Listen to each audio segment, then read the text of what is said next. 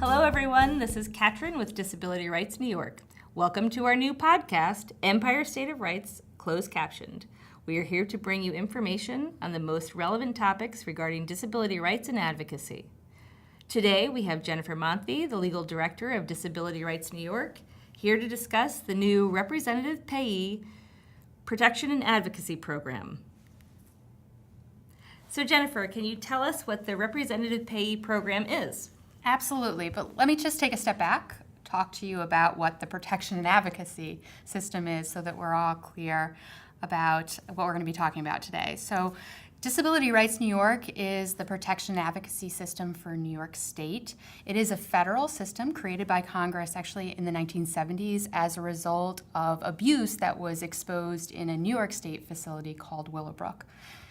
As a result, Congress created a system that had the independent responsibility of investigating allegations of abuse and neglect against individuals with disabilities and then providing advocacy to those individuals to vindicate their rights. Over the course of 2 or 3 decades, the system has expanded and now serves people across the country. There is a protection advocacy program in every state and territory and serves all natures of people on a variety of disabilities and a variety of issues.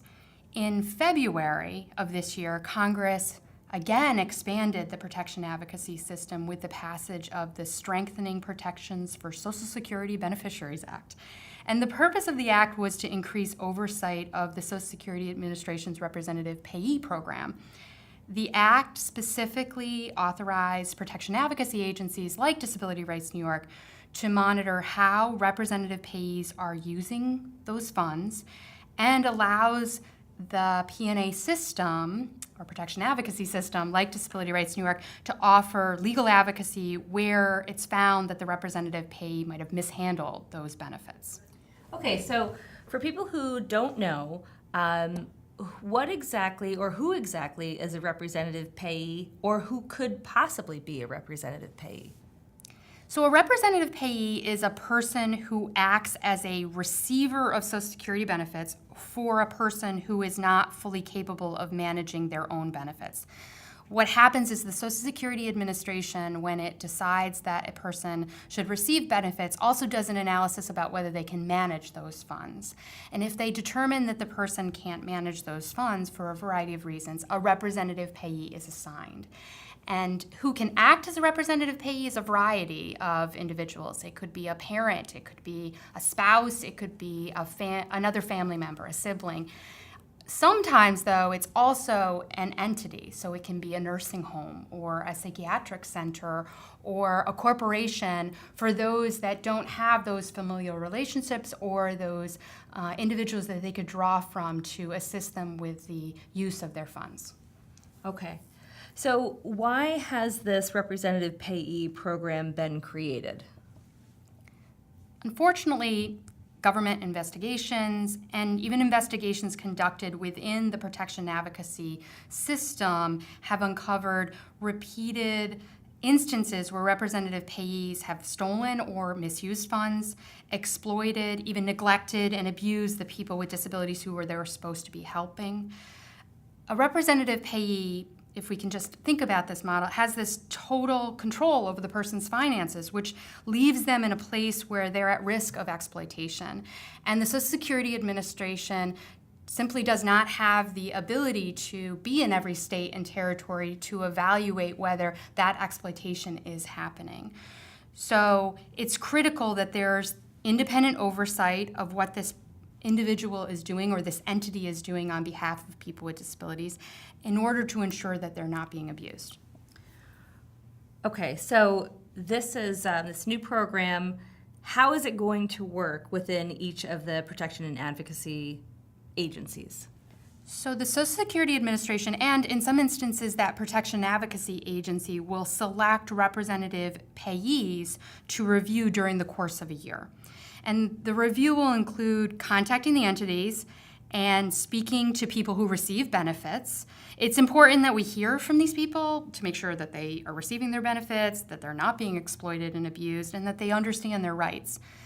It'll also include reviewing financial records, speaking with the representative payee or the staff of the entity that serves as the representative payee, compiling all the information into a report back to that representative payee. Ultimately, if the Protection Advocacy Agency, including Disability Rights New York, concludes that the funds were mishandled, we will be seeking corrective action from that entity.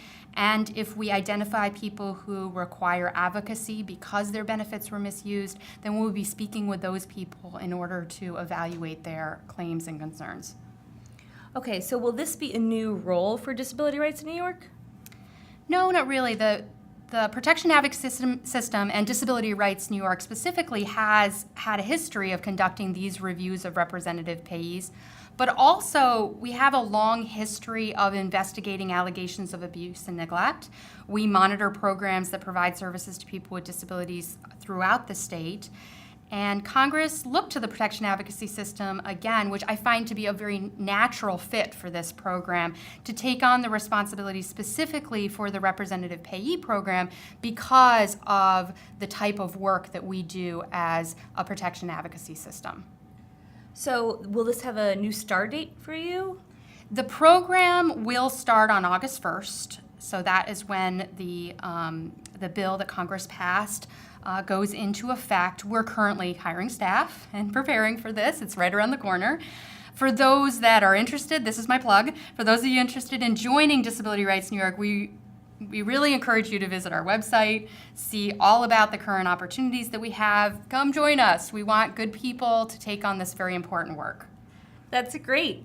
So thank you very much, Jennifer Monthie. It's been a pleasure talking to you about this new program starting on August 1st, the Representative Payee Protection and Advocacy Program with Disability Rights New York.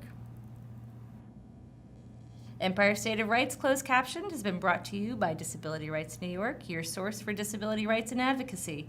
If you enjoyed our program, and we hope you did, make sure to subscribe, like, and share this post. And if you'd like to check out the closed captioned version of this podcast, it's available on our YouTube channel.